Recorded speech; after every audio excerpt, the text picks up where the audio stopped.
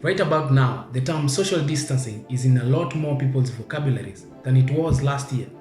While the phrase itself might be new to some of us, the idea of isolating oneself from critical tasks is a much older concept. So take heart everyone who is in self-imposed quarantine. Those who are doing that, you are following some of the footsteps of great minds that ever lived and engaged in a similar practice.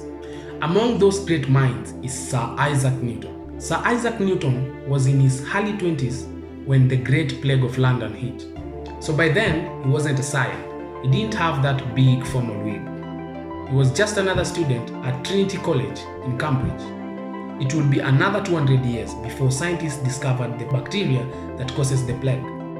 But even without knowing why, folks back then still practiced social distancing to avoid being infected by the illness. In 1665, it was a version of self-distancing, a public health tool that is being used by government, schools, and businesses to send people back home to help curb the spread of the novel coronavirus. During this time of Isaac Newton, Cambridge still sent students home to study from their home for their studies.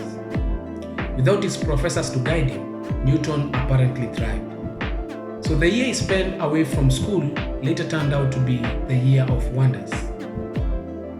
As people call it, the miraculous year or the amazing year. So first, he started working on the mathematical problems he began with at Cambridge.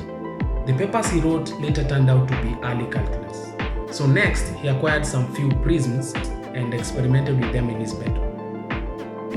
Even going so far to bore a hole in his shutters so only a small beam could come through. The story of how Newton sat under the tree, was bonked on the head by an apple tree, and finally he understood the theories of gravity and motion is largely apocryphal. In London, a quarter of the population will die of the plague from 1665 to 1666.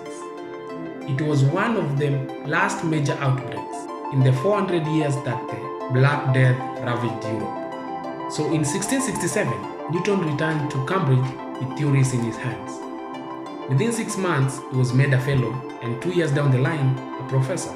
So if you're working or studying from home over the next few weeks or months that are coming, perhaps remember the example that Newton set. So with all the success that Newton set, no one remembers whether he made it out of his pajamas before noon. Everyone remembers of his greatness. So ask yourself how you're benefiting from this pandemic. Are you growing yourself? Are you learning a new skill?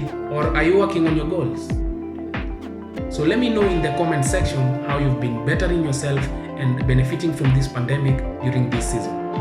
And remember, if you're new to this channel and haven't subscribed to my YouTube channel, kindly hit the subscribe button below this video for you to receive notifications each and every time I upload a new video on YouTube.